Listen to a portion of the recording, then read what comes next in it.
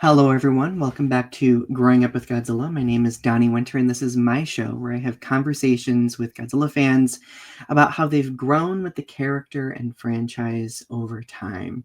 We are in the middle of season 4, which is still hard to believe for me. We've had some familiar faces returning, and then we've also had some new faces making appearances. For this particular episode, we're going to have a combination of both, and I'm actually going to have two really cool human beings on the show for this particular episode. And this is going to be my comic extravaganza episode where we get to nerd out about a particular comic. I'm sure you can probably guess what it is. But I am here to welcome on the brilliant minds behind this comic, Mothra, Queen of the Monsters, none other than both Matt Frank and Sophie Campbell. How are you? Oh, Hey, talk about bugs. Mothra. Yay. Oh, it's so good to have you both here. And Sophie, it's wonderful to meet you. ew, thanks for having me. I know. So we've been planning this for quite a while. It's been really exciting, and the hype has been there because the second issue of Mothra, Queen of the Monsters just recently came out, right? What the hell is I have it. It reserved at my local comic book shop. I have not gotten the second issue yet.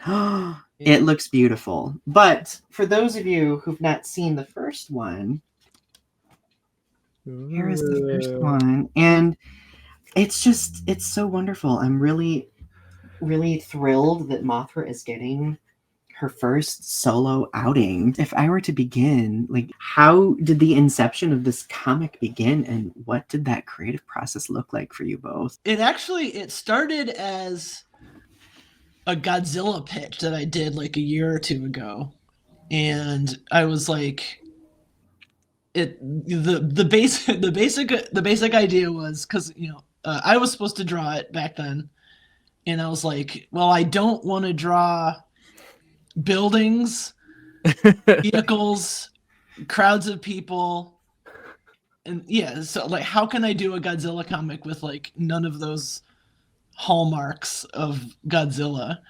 And so with this idea of this like post-apocalyptic nuclear wasteland time period where I was like, well, there are no buildings anymore, there are no people, everybody's dead, there are no vehicles anymore, so I don't have to draw any of that stuff. It didn't, Toho said they liked it, and then the editor left the publisher, and I was just kind of like, put it on the back burner, and I'll worry about it later. And no, I told it out of order, because at some point I was just like, I don't know what I have to say about Godzilla, like as a character. Mm-hmm. And I was just like I'm not. Yeah, like it's all been done better than I could do it. And so at some point I suggested to the editor, like, what if I did Mothra instead? Because Mothra's got all this like magical stuff, and I feel like that's like more my wheelhouse. Yeah. And then it got shelved for a while, and Matt knew about it, because we chat on the side a lot. And at some point he came to me and he was like, Matt, you can correct me if I'm getting any of this wrong. Matt came to me and was like, hey, like, what if we teamed up on that Mothra thing that you shelved? And I was just like, yes, let's do it. I mean, yeah, that really is it in a nutshell. The funny thing is that my side of that also comes from a shelved Godzilla concept, because I had just gotten kind of back in with IDW doing Godzilla stuff, and I did the Space Godzilla one shot, and I did the 70th anniversary short story, and I was trying to think of, like, I want to do a Godzilla mini, but I kind of like what Sophie said. I don't know if I have anything to say. Like, I without being like super aggressively weird with it in a way that I wasn't sure if Toho would ever go for. I was like, again, like what could I do differently? What could be different? And then I remembered Sophie, telling me about the Mothra pitch and kind of waxing poetically about that. And it's so funny because Sophie's such a great artist that I was like, it didn't even occur to me. I was just like, oh, just Sophie will make that. And I think I needled you for like ever since you told me, like, are you going to do it? You're going to do it, right? I want to see it. Right. And then finally, I think I remembered a conversation between us where you were like, I'm so sick of making comics. I think you were getting a little burned out, which happens to all of us. Which is like my default state, I think. I don't want to do anything. I just want to build cat trees and buy Sofubi. And it's true. That's all I want to do. I just want to do toy stuff and cats. Yeah. That's it.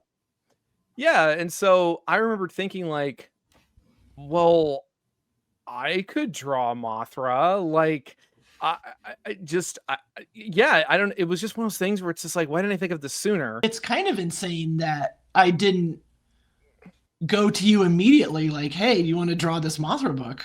Like like a no-brainer. And I don't know, I guess I always assume that you're like brutally busy with like other stuff. So I was like, I'm not gonna bother Matt with that. Well, it's not that I'm not. It's like, it's more that like I'll make the time. Yeah. And I remembered when I was telling Caston about it, she was in the impression it was like a one shot. And then then I was like, well, no, it's a 5-issue mini. And she's like, oh Christ, oh God, when are you gonna do this? When are you gonna have the time for this? Right. And so I pushed some other stuff off, and here we are. I mean, but Mothra's worth it, right? So clearly, like, it was a decision where you were like, okay, this is a big deal, so let's reorganize things. Yeah, I had another publisher I work with that there were a couple of projects I was working on with them. I mentioned the Mothra thing, and then through our conversations, we were like, yeah, I think we're going to have to push everything else off. And the editor / owner was like, it's okay, Matt, it's Mothra. You need to do it. So absolutely. And then once Matt was on board to draw it, I was like, well, now we can have cities and crowds of people. On him. Right. Just like, I don't have to worry about it. That's a problem now. Well, I have been learning. I've been learning my shortcuts. I've been learning ways to make it easier on myself, so I'm not killing myself over one panel. Right. Yeah. That's fair. No, it's so interesting to like learn about like how these things come into being, right? Because like my understanding is that sometimes it just starts with an idea and then it kind of like avalanches or into something bigger much more quickly than anticipated, right? So well, just as an aside really quick, Sophie, like I do want to know a little bit about your history as a Godzilla fan in general too. So like, how were you first introduced to Godzilla as a whole? I remember when I was a kid, I can't remember how old I was, but this was back in the days of like, Betamax tapes. And so my mom, she would go to this local video store, and every week they would have the dollar list where they would pick like 5 letters, like randomly, I guess. And if a movie began with that letter, it was like cheaper to rent it. And so my mom, she would just, bring home like all sorts of just, well, this movie starts with Z, so let's rent this. And she rented Mothra versus Godzilla from '64. I guess it was an M week. And that was my first exposure, and I feel like I didn't really get it when I was a child, like, I don't know. Like, I don't remember having any like particular like emotional reactions to it, but I remember watching it and being like, just like kind of confused by like the Shobigen and like why are they small? You know, That's I just didn't fair. get it. You know, I didn't get it as a kid. And that was, I kind of, you know, had Godzilla just on the back burner like after that for years. Mhm. Like, you know, aside from like, you know, I had like one of the Imperial Godzilla figures that I would like use as like a love interest in like She-Ra or whatever, you know. I love that. Yeah, because like I remember, you know, I didn't have like the big one. I had this like kind of like, you know, like 6-7 inch one. And when you would like, this is such a weird thing to remember. Oh, Matt's coming back with Yeah, it. this one. Yes, that Yeah. one, exactly. Yep. But Yep. when you would move his arms up and he had his hands like this, it was at the perfect level of the shoulders of the She-Ra figures. That's so amazing. Have them side by side, and his hands, he would just like be like, you know, it's going to be all right, Entracta, or whatever, you know. And so that was that. Yeah, so I guess that was like a bigger touchstone for me than like the actual movies. That is an iconic memory. That explains so much about know. you as a person. And it was Entrapta too. Like she's still my favorite one. Interesting. So it's interesting how we have like all those like little unique memories of like what we would do with the figures. I would like line mine up and play teacher like they were my students. Oh my God. It was very cringy. Yeah. But anyway, back to yeah, and I think part of that for me was like, you know, with like, you know, She-Ra or like He-Man or like, you know, Ninja Turtles or whatever, there's like a whole like group of figures, right? Like they go together. Yeah. And I had this like one lone Godzilla. And it's like I didn't connect with it because he was just like he's like one guy. And like who are his friends? You know, like I don't have a Mothra figure, so like what am I supposed to do? Mm-hmm. And friends. Yeah, like who are his friends? Like you can't play with just one guy, right? So I had to like come up with all this other stuff. And I think I didn't really get back into Godzilla or like giant monsters in general until like maybe high school. Mm-hmm. Like I remember in college, I had a friend who, you know, had like all these VHS tapes of Godzilla, and I was just like, whoa, there's like a lot of these, you know. And that was kind of around when Godzilla 2000 came out and it was in the theater. And, you know, he's like, okay, like we're going to go see like a real Godzilla movie. Hell yeah. And that was like, you know, I guess that's probably later than most people like get into that stuff. You know, like I was like, you know, like 19 or something. Mm-hmm. And that was just like, you know, I was like, whoa, okay. I get this, you know. And then, you know, the toys followed afterward, and that was pretty much the end. Everyone has a different entry point, right? Where they like really get drawn into it. And I think, I mean, it doesn't matter the age. I mean, going to see Godzilla 2000 in theaters, that sounds like such a cool experience. Yeah, it was great. It is funny how you know, the narrative for a while, at least the thing that I often said over and over and over again was like, no one gets into Godzilla after the age of like 20 or something like that, you know, like, and I found that to not necessarily be the case in recent years, you know, because I used to do Matt's Monster Movie Mondays, and my friends that I did the show with, including my editor / publisher over at Laguna Studios, she is like, she's the one who's saying like, oh my God, no, you have to do Mothra. Like I gave her that. Hey, baby. I'm so happy the cat made a cameo. Yay, kitties. Yay. I gave her that Mothra blanket that comes in the larvae, the stuffy larvae. Oh, this. Yes, exactly. Because she's always cold. So like we went to go see Godzilla -1 like as a little group.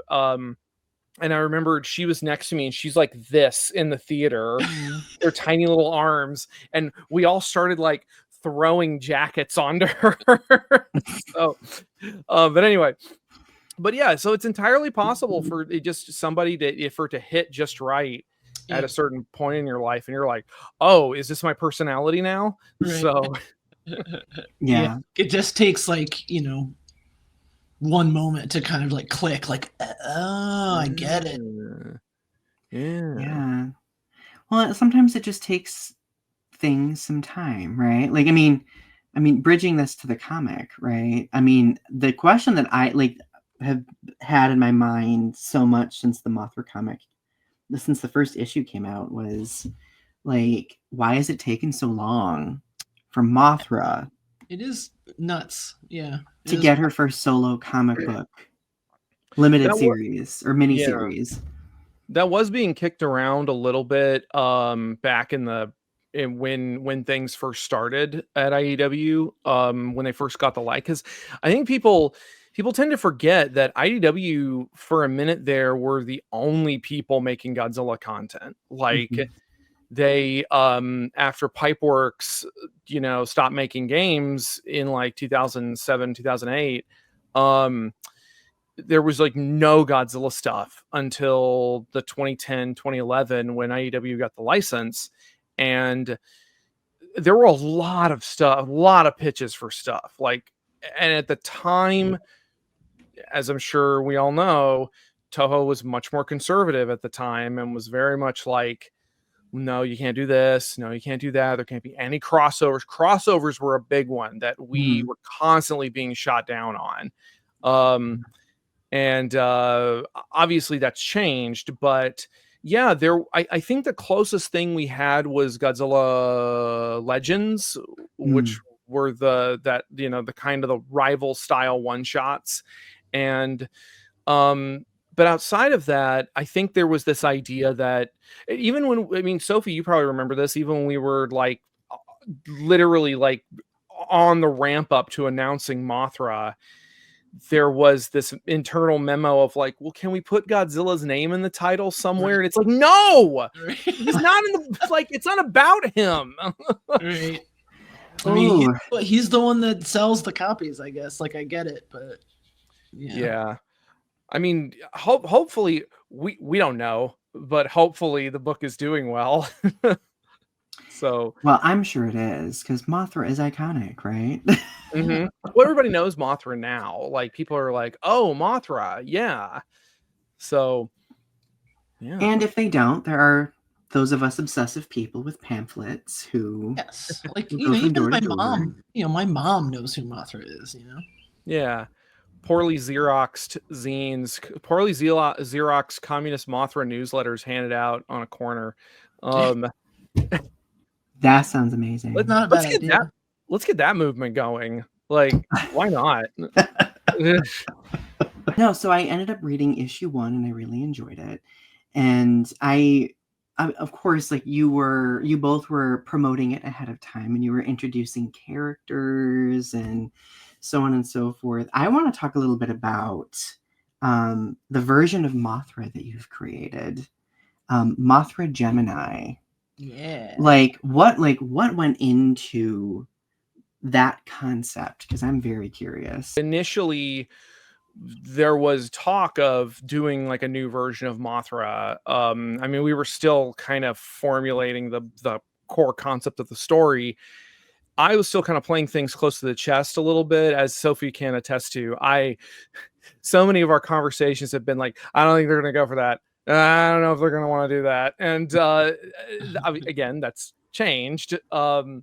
It's no longer like one person in an office in LA who has to forward everything back to Tokyo. Toho has an LA office now with like people who manage the brand. And so I have been so Sophie showed me some like a concept sketch, some concept drawings of what a new Mothra could look like. And we went back and forth on it a little bit, but I think I just kind of took that and like ran with it and was just like, let's take this and let's expand on it. Because the thing that really drew me to it was so much like a cat. Mm-hmm. Yeah, big cat energy, big floofy cat energy. And then I just kind of took that. I leaned into this like kind of lion-like, but a little more of that ferocity. Give her a little more of that, that cat-like traits, and then I think I just kind of fuss with her wings a little bit in order to just refine the look of it to make it look, like a Mothra wing design you'd see in the movies, and that was pretty much it as far as her look. I'm trying to remember if there's any other specifics other than us just being like this, let's push for this. Yeah, I think for me, like, I didn't want, I don't want to like disparage like any of the other comics or anything, but I feel like, so like, part of like my excitement with the movies and like the toys and stuff is like when a new thing comes out, right? The monsters get a new look, get a new design, right?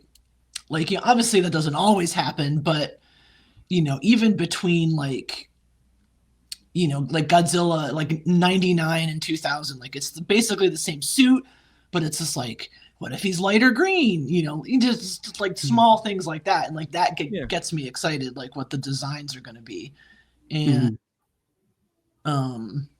in the comics, I'm just like, like typically it's like, oh, it just looks like this, it just looks like the 90s Godzilla, or like that. The artist is clearly doing like, like a 74 thing or something. And so I didn't want it to be like a specific movie Mothra, right? And I was just like, it has to be like, I know we're probably not going to get toys, but we have to think about it like, as if we were going to get a new toy, right? It should be a new design. It should be a Mothra that is only in this comic. And like that was kind of like my train of thought. That's very similar to like that often is similar to how I approach it, where I'm just like, this is like, hell yeah, like that's part of the excitement. Like Sophie said, this and it feels, because there's sometimes in broader culture this idea of like, oh well, they just did this for the toys, or they're doing it's like, yeah, I want the toys. I want the fucking toys. Yeah. So yeah, and I picked, I wanted that too, but I was also like, the whole time I was sitting here thinking like, I don't know if they're gonna let us do it, because again, I'm coming off of like, I did the math, and I think as of this October or this November thereabouts, I will have been working on this franchise for 15 years. So easy. Yeah, thank you. Like, and so I still have a little bit of this mentality of they're not going to approve that. But now we live in a post Godzilla versus Power Rangers world, so a lot of locks are off. So that it's very exciting. It's exciting to have a Mothra to kind of call our own. Not everybody gets to do that. Yeah, absolutely. Yeah, and it's such a fresh take on Mothra too, and I think that's what makes it even more dynamic. Is like, I think there are elements so far that I've seen that really do like harken back to classic Mothra, but it's clear that like that artistic vision in it takes it in a new, refreshing direction, which I appreciate. What about Antra? Ooh, Antra's scary. Antra's super scary. Talk to me about like this nemesis of Mothra that you've created. Like what went into this? I don't know if like we'll get in trouble or whatever, but it was originally going to be Batra, be the villain, and I wanted to give Batra her own. Is Batra him? I don't know what he is. Ostensibly male coded. Yeah. All right. So I wanted to give Batra his own fairies, his own two little ladies, and they would be like goth fairies or whatever. Yeah. And like That that is was amazing. what I wanted to do. And for whatever reason, like we couldn't do that. And I was just like, let's just make a new monster then, and she'll have fairies. Spoilers, I guess. But, like, and I was like, well, it should be a bug. What kind of bug? What's the best bug? Ant. What Mothra is just moth with Ra at the end. So Antra should just be ant with a Ra at the end. And that was pretty much it. It's so perfect to me. Yeah, it is funny how sometimes we'll get comments from people being like, Antra, oh, what how original. And it's like, Mothra. Like, what are you doing? I mean, those people are dead inside, so who cares? But it's true. Yeah, it's like I every time I see something like that, I think about that meme that's a panel from one of the old Archie Sonic the Hedgehog comics where it's the robot putting in the sign that says "No fun allowed." Like hello, you are a thief of joy.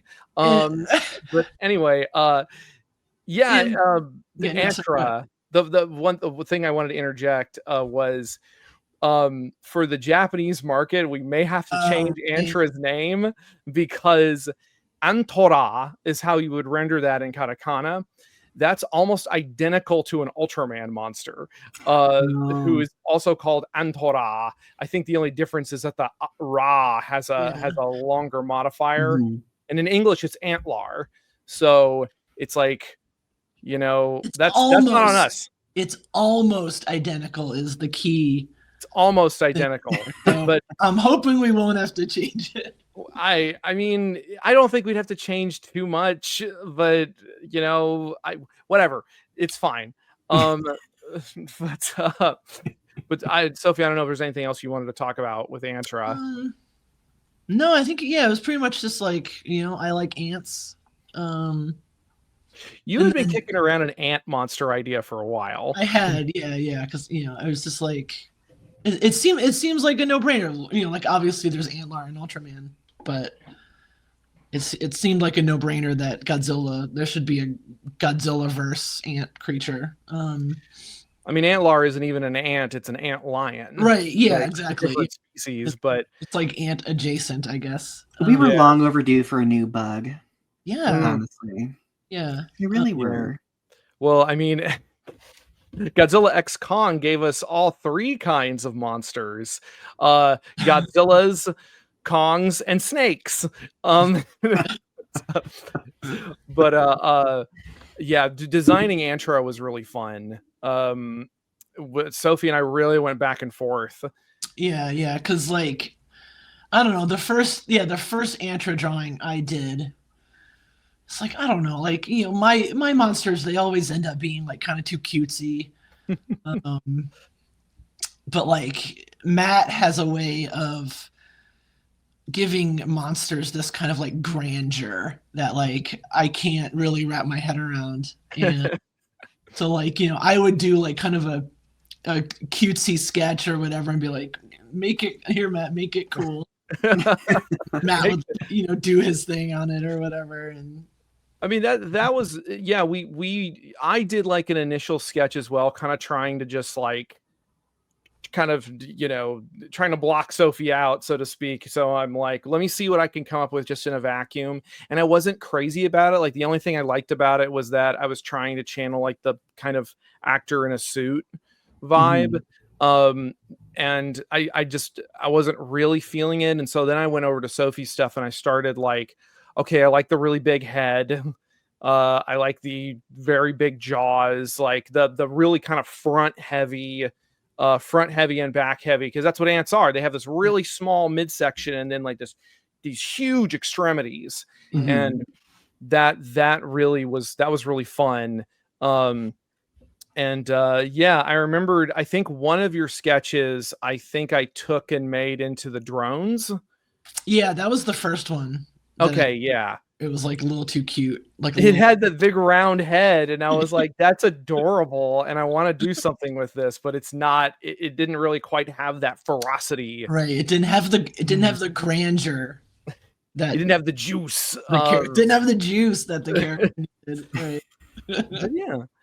But yeah, it's been fun, and you know, you and I will be texting and just be like, our child, and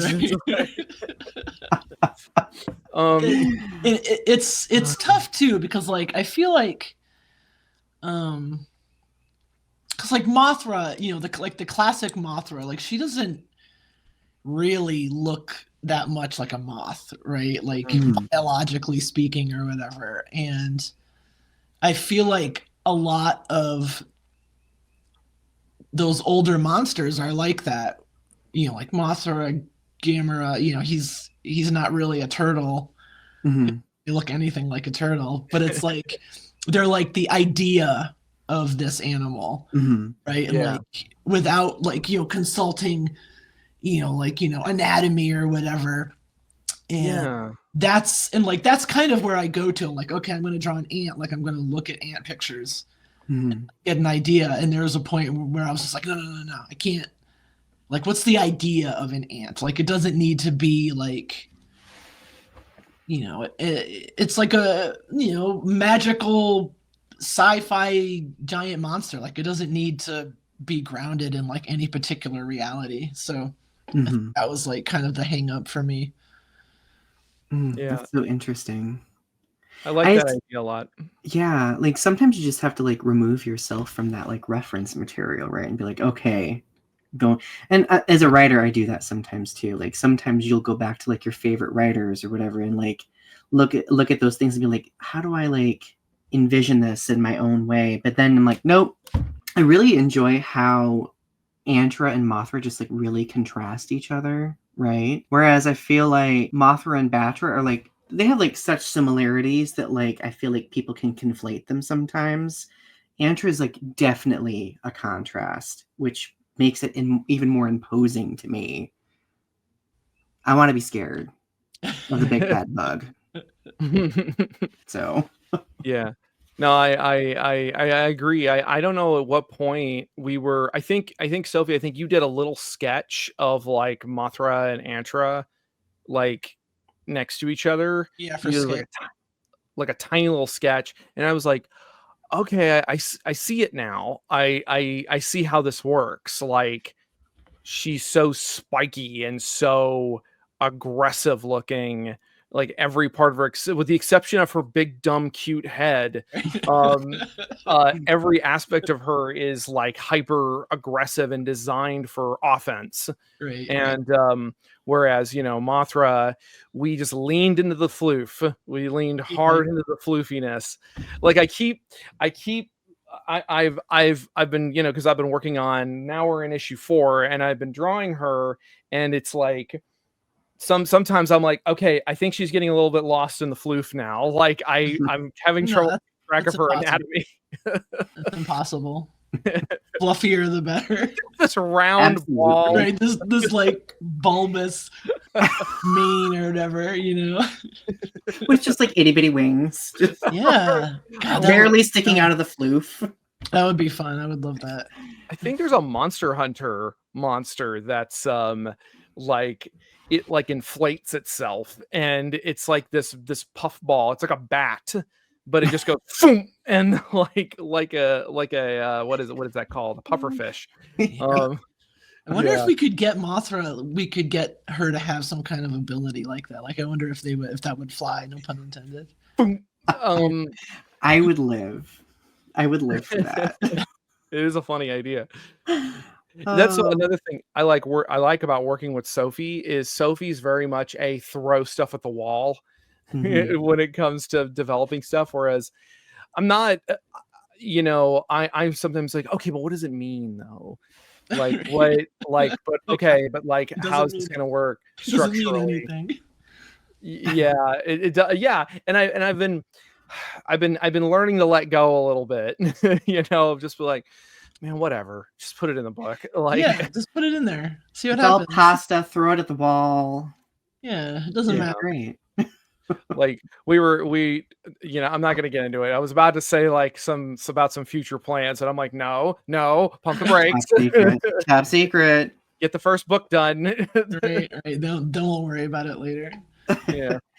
Well, no, so I have another interesting question for you. I mean, obviously, coming into this, you both have had such diverse histories working in the comic book world. So, like, when you came across doing this, like, how has this comic series so far, like, enriched and challenged your growth as a creator? I mean, I guess. Did Matt tell you that I like overly cerebral questions? Because that's what I do. No, I appreciate it. I love overanalyzing. It's much better than like the kind of typical questions that are like, "How did you get into the industry?" So I'm just like, this Same as everyone else, gambling debt. Right.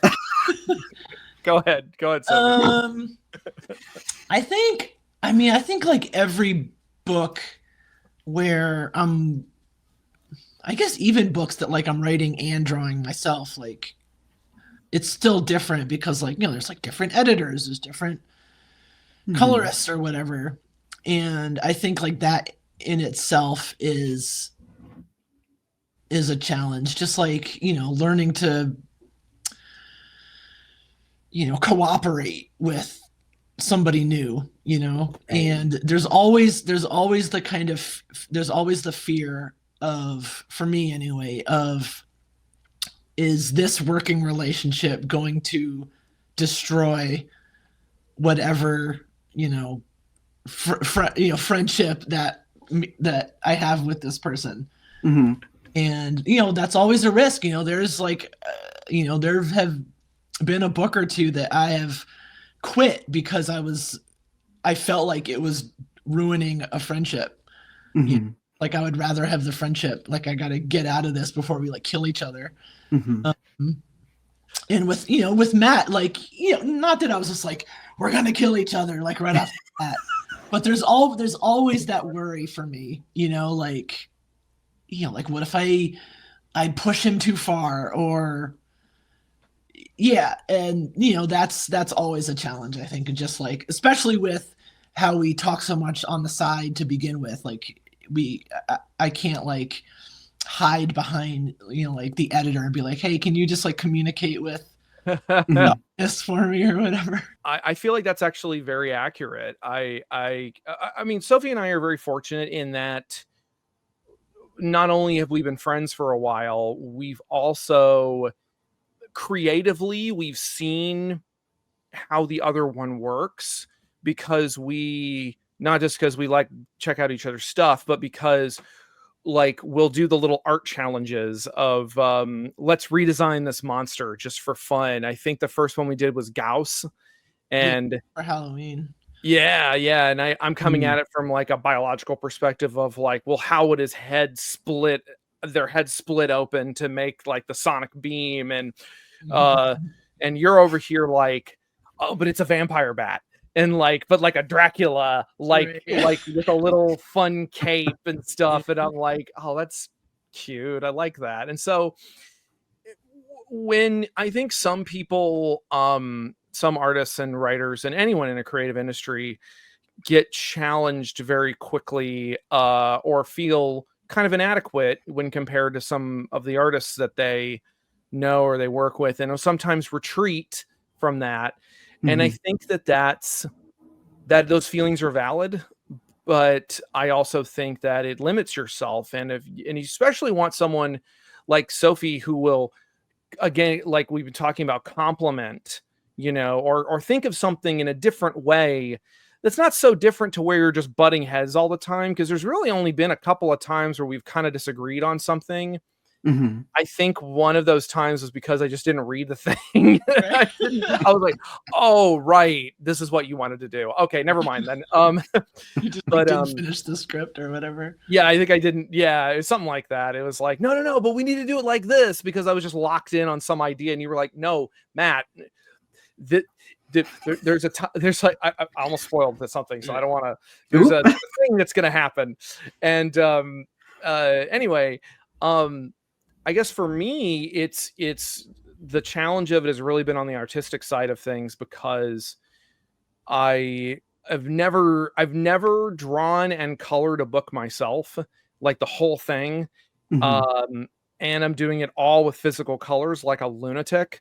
And that was our editor's suggestion. And Jake's been great. You know, he's been super supportive, and he was like, well, why don't you do the whole thing like you did the 70th anniversary book? And I'm like, well, that was 10 pages. Jake, such an And it editor. was, you sweet summer child. And then it was like, I think his initial idea was like, well, you could do it like that because it's all post-apocalyptic. You could do it with this really limited color palette. And then when we got to the 2-page spread at the end of issue 1, I was like, I have to abandon this now, because it's going to have to be this explosion of greenery in order for it to hit.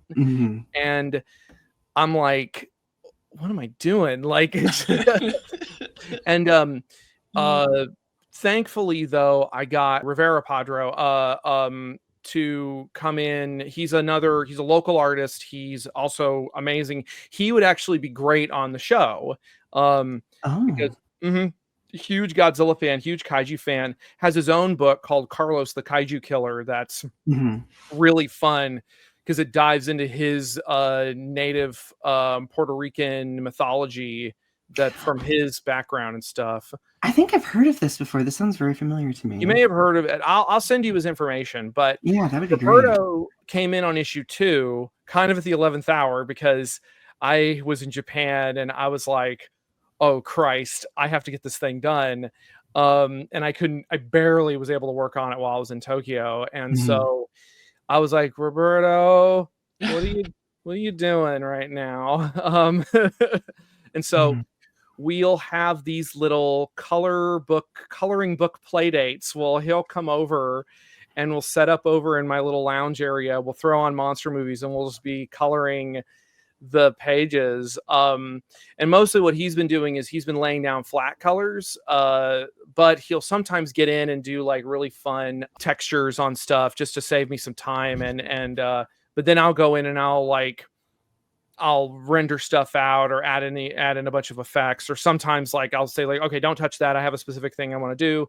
So that's also been a great collaborative process to help move the book along. But Roberto's great in his own right. And so yeah, that's been that, and of course managing my schedule because this is the first monthly book I've been on since, I think, there was Rulers of Earth, and then I did Project Nemesis, the Project Nemesis comic adaptation for Famous Monsters in American Gothic. And that was, I think, the last like monthly book I did, because everything since then was either one-shots or Red Man, which I kind of did on my own schedule because it was intended to be released as in a collected form. It's been a challenge, and I'm definitely like making little notes like, don't do that next time.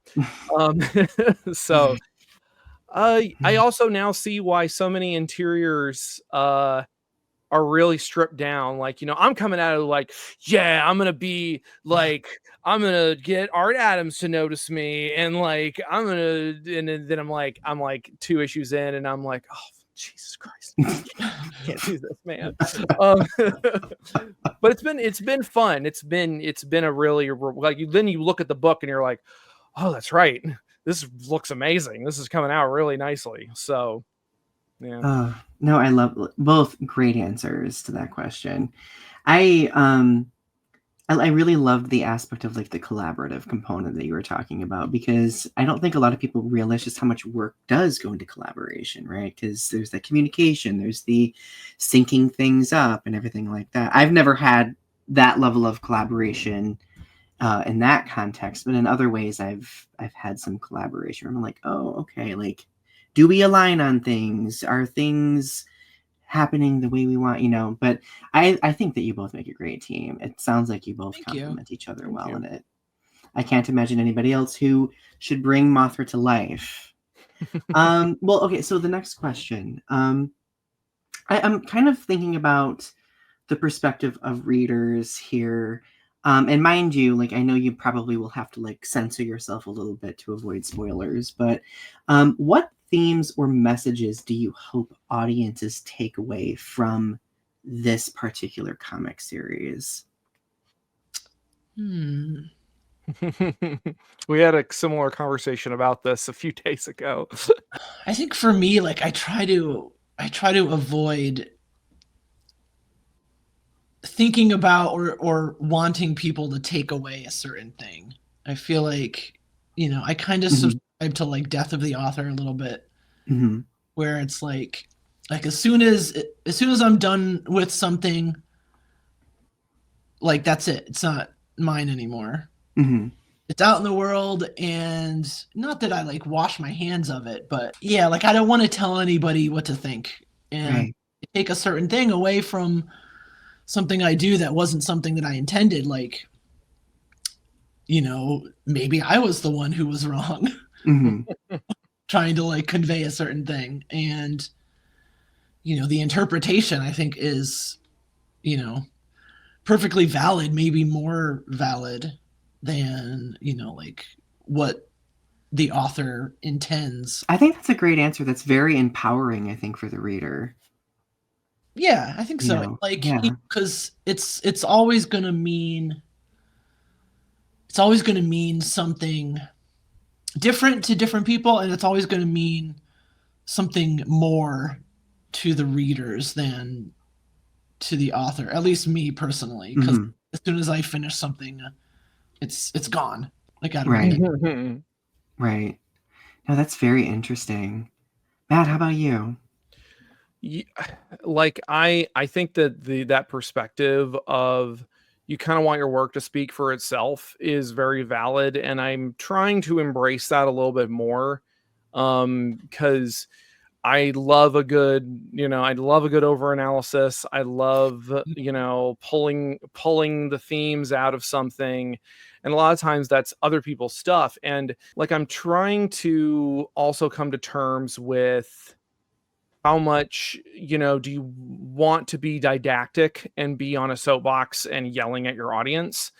And how much, again, do you just want those messages to come through in your theming or your, and it doesn't necessarily, like, again, like I was saying, Sophie and I just had a conversation about this subject about like, how much do we want to just present a nice story that's fun and engaging, in a way that, if you can wing a little message in there, like there is something to be said about bridging gaps with Emmy and Mira, the main characters. There is something to be said about that. It's not like a how-to guide, but there's sometimes people can take something away from that. I remembered when we did Rulers of Earth, that book is mostly monster fights, and we had a few little things in there thrown in, just to kind of be like, hey, well, this is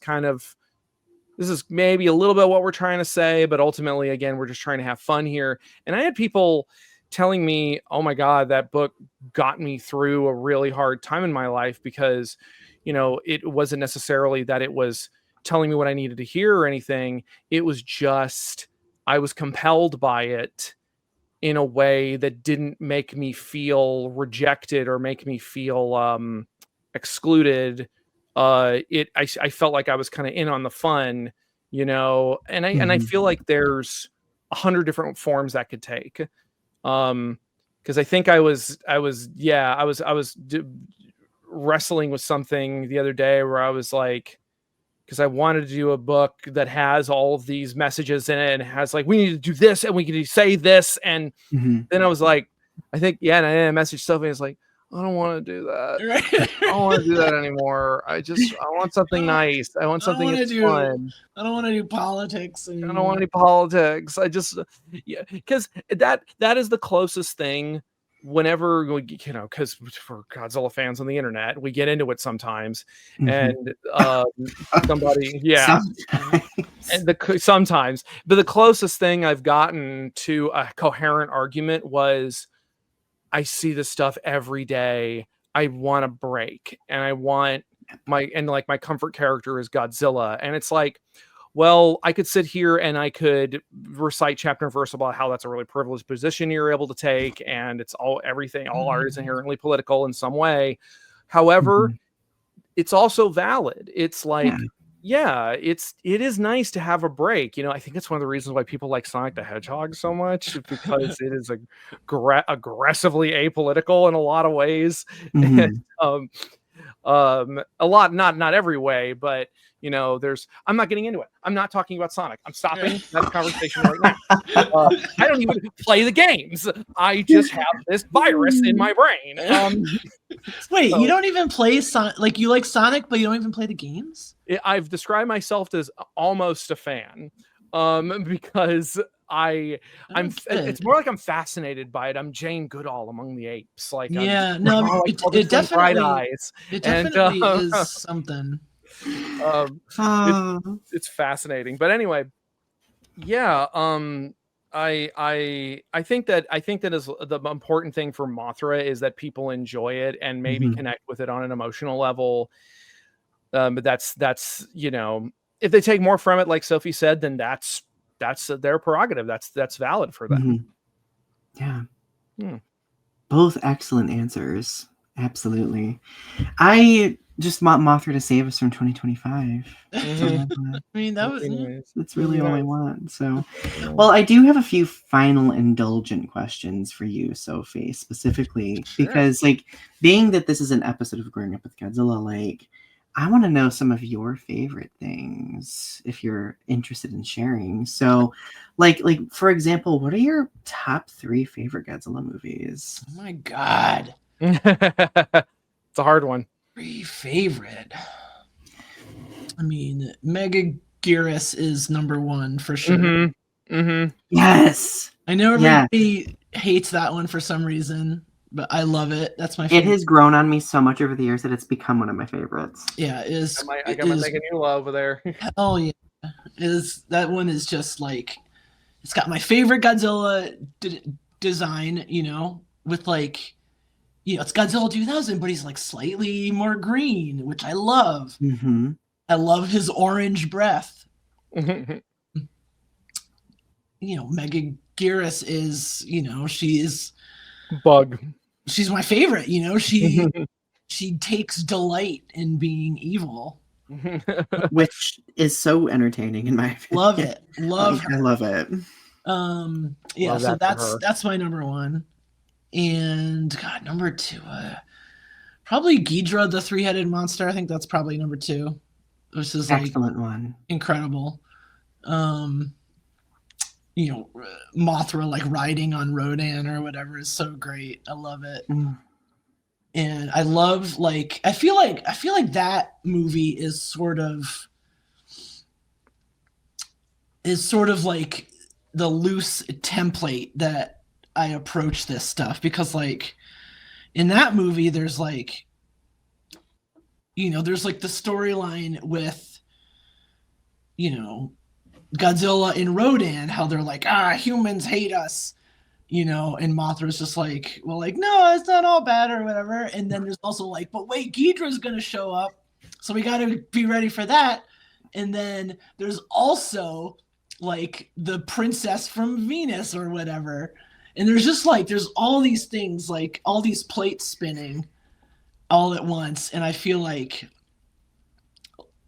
like that's the kind of template that I want to do, where it's just like pew, pew, pew, pew, pew, like really fast, like all this stuff happening all at once. And, like, obviously, like, it was, directed by Honda. So there's going to be like, some kind of like socio-political stuff in there.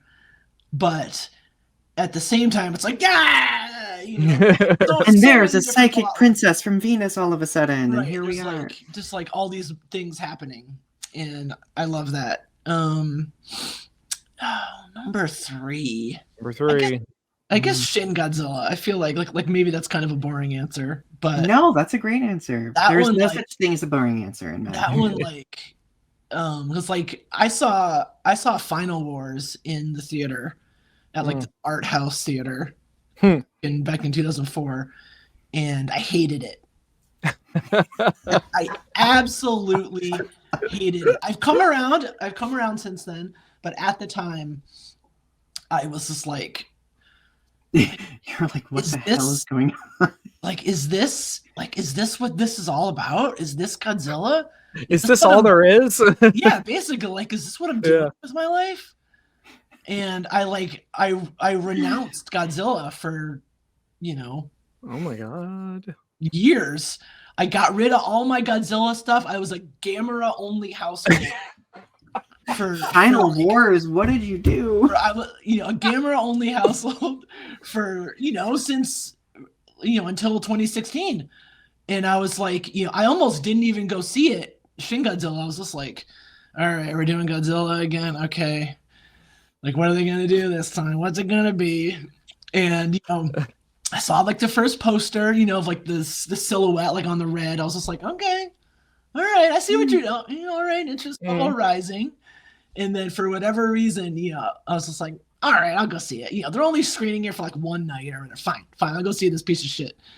And after I saw that movie, I was just like, I'm back, baby, I'm back. Went out, started, grabbed the Bandai Shin Godzilla figures. I was like, all right, here we go again. I'm back. And so I feel like that's got to be number 3. So the wound Final Wars inflicted was sutured and fixed. I've even revisited Final Wars. I was like, you know what? I get it. I get what they're doing here. I had a similar journey with Final Wars, to be fair. Like I've since, it's now become one of my favorites because I was like, all right, now I'm back. I'm revisiting it. It's great. So, okay, I do have one final question for you both. Thank you both for this wonderful conversation, by the way. And I promised I would not keep you all afternoon.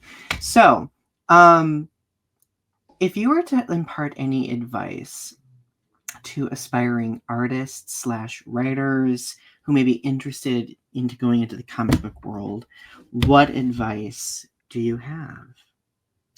I think my advice is don't. Nah, I'm kidding. I'm kidding. But maybe I'm not. No, it's gonna. No, sorry, what's that? Don't. No, sorry. Go ahead. Know that it's gonna be. It will be rough at times. There's like that famous, was it Jack Kirby quote where he's like, "Comics will break your heart" or whatever. Mm-hmm. Yeah, something like that. Yeah, and I feel like that's very true, and not only break your heart, but I feel like it's kind of like, it's for me, it's like, it's very solitary. And, I know like there are comic artists who have, like a family and like kids and stuff, but it's like, I can't even imagine what that must be like. Like, how do you jump stuff? 'Cause it's like, especially when you're just starting out, it's like so intensive, Yeah. And Yeah. I feel like my advice in that regard is to just, not that you have to, cut off everyone or whatever, but it's like, be prepared for some long hours. Absolutely. Yeah. Great advice. Matt, how about you? Yeah, I feel like I could echo a lot of that, especially with working on Mothra. And I mean, I haven't been to conventions in a couple of months because I'm just trying to get just a couple of months. I mean, I was doing like one to two a month for a while, and this is crazy to me. I know I can't do that anymore. I can't even imagine. But I do miss it a little bit, but like comics are, it's like, it's a lot of work for not a lot of reward. But you do it because you have this kind of compulsion, it's like, well, but this sounds really interesting. This sounds like a unique challenge. There's like a challenge aspect to it of like, I want to do this because it's there. And and then you hope that people resonate with it and people like it, and you hope that you make a little money and then take that, like, from a financial and like business perspective, comics are great. This is how Cass and I describe it. Comics are great brand management. They're like the most expensive brand management you can do as a creator, as far as like time and energy. And then, you know, you hopefully can parlay that, but that's all from a businessy, you know, what is it, like right brain perspective or whichever part of the brain. I don't even think that's accurate anymore scientifically. But one of the sides. yeah.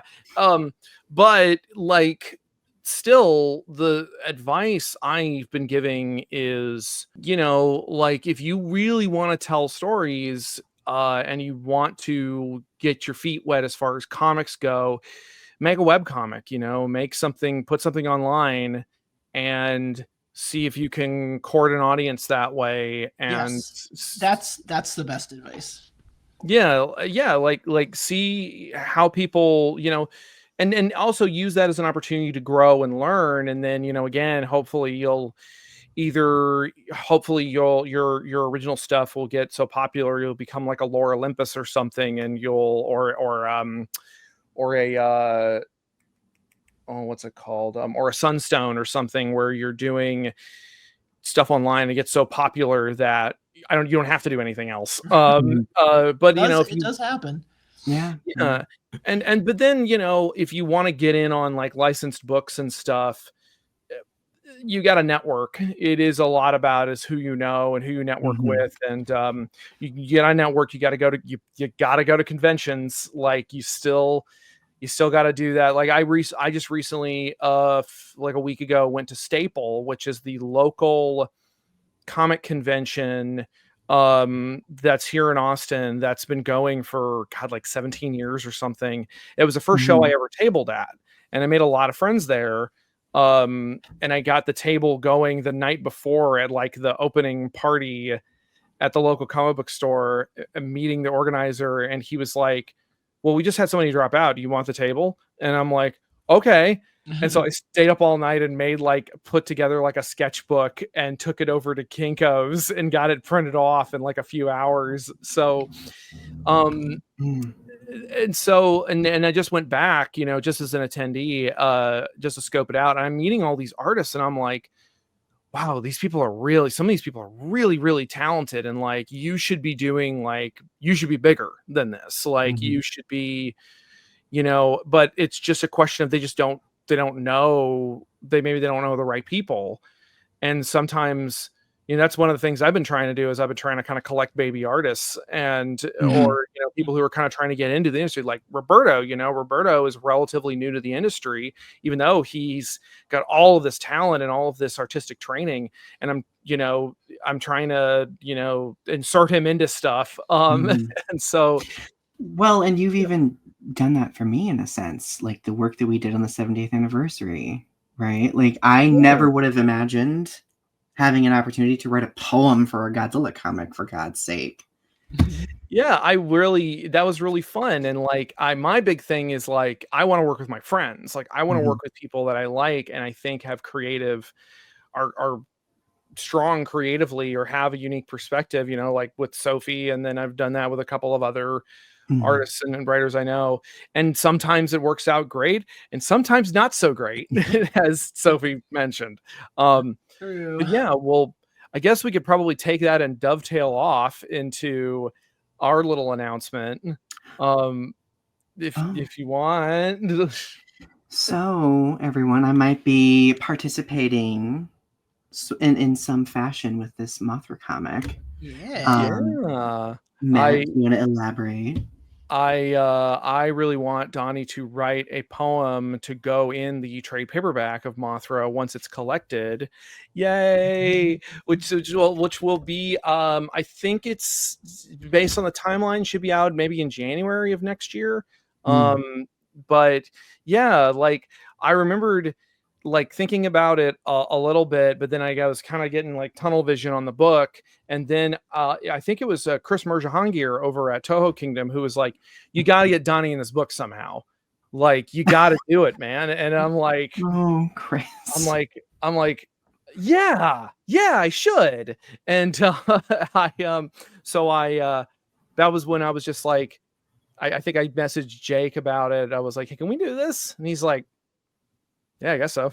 Like he was very much like, it shouldn't be a problem, like as long as it's like not something like, damn, that bug booty be popping or something. Like Well, I gotta scrap that now. I'm kidding. Hell yeah.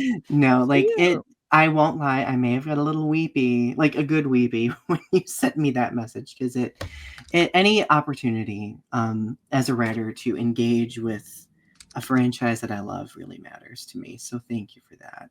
And thank you both for taking time out of your day to chat with me today. It really means a lot. I'm really excited for everyone to read this. Everyone go get it. Yes. Go get it. Where can people find your stuff? Plug your work. Sophie, you want to tell them where they can find your stuff?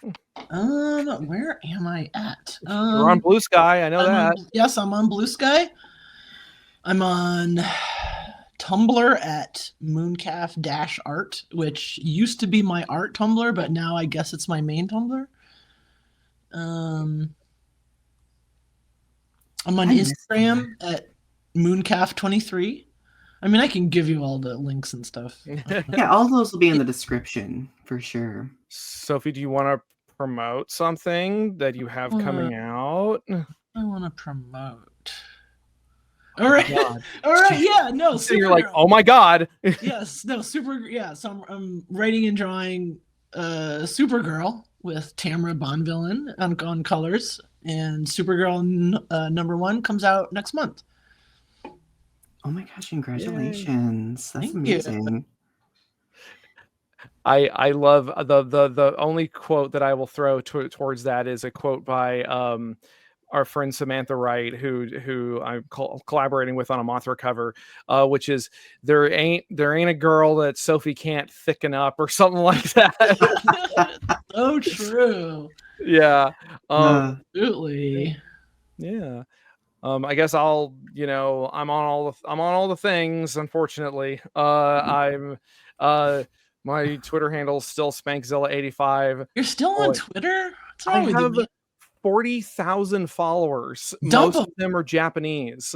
That's true. Yeah, that's part of the problem, is that they're just like, oh, this delightful website where I know, get right? my comic book information. I know all like my Sofubi designer sculptor people that I followed were all on Twitter. Like none of them are on Blue Sky. What a bummer. Yeah. I love Blue Sky. Blue Sky is relaxing. It's delightful. It's so funny you say that, because I do get two kinds of Blue Sky posted in my feed, which are delightful, just like, here's my art, here's my toys, or screaming leftist politics, which true. I'm here for. I get it. I'm here for it, but it's very easy to doom scroll on Blue Sky. Yeah. Unfortunately. Yeah. But the algorithm on Blue Sky is interesting. I've somehow stumbled into lesbian Blue Sky, and I'm like, oh, this is a space I never thought I'd be in. But I'm here. I'm in Kaiju Blue Sky and what is it? Civil Disobedience Blue Sky are my two kinds of posts. I think I haven't really penetrated Kaiju Blue Sky yet. I feel like I'm still just in like doom scroll Blue Sky. Yeah, you gotta go to my list of people who I follow and just follow all of them. And occasionally Star Trek Blue Sky. Oh yeah, that is always fun. I am in Star Trek Blue Sky as well. All right, awesome. Yes. Yeah, I liked Sophie sharing the share an image that's one image from Star Trek that represents you, and you chose the salt vampire. Oh yeah, that's my vibe. Just like she looks like so tired, and like and that's what I am. I'm a salt vampire. I found the gif of Riker putting the tiny Picard doll in his arm and going like, and I'm like, that's me. That's my energy. My energy is Troy eating chocolate. There you go. I should have done that one. So, that's a good one. My God. This conversation has brought me to life. Thank you both for nerding out with me about this amazing piece of work that you both have been doing. Thank you. And thank you for taking time to chat with all of us today. So My friends, do not forget to go follow their socials in the description section. Don't forget to buy the comic book. That is your Yes. number one priority, actually. Yes. Click like, Yes. subscribe. You fight the figures. Do it. We're not fighting; they're kissing. Okay. Here's I have a Red King. Red King, Corn Cob. That's what Oh. Cassidy calls him. Is Corn Cob. Oh, Oh, look at that little Here's- guy. The little Shin Matt sent Shin me. Godzilla. Grumpy Mothra. Oh, I love the Grumpy Oh, Mothra. I love Grumpy What a Mothra. grumpus. Fat Grumpy Mothra with little wings. I love it. That's just what she'll look like. Here's your inspiration for the I got final. it. Yeah. Daigoro that Matt sent. Yeah, I sent you that Daigoro. I want him to have a good home. Yay. Oh, my friends. I have that one too. Don't forget to keep standing tall, Godzilla fans. Most importantly, all right? Have a good rest of your day.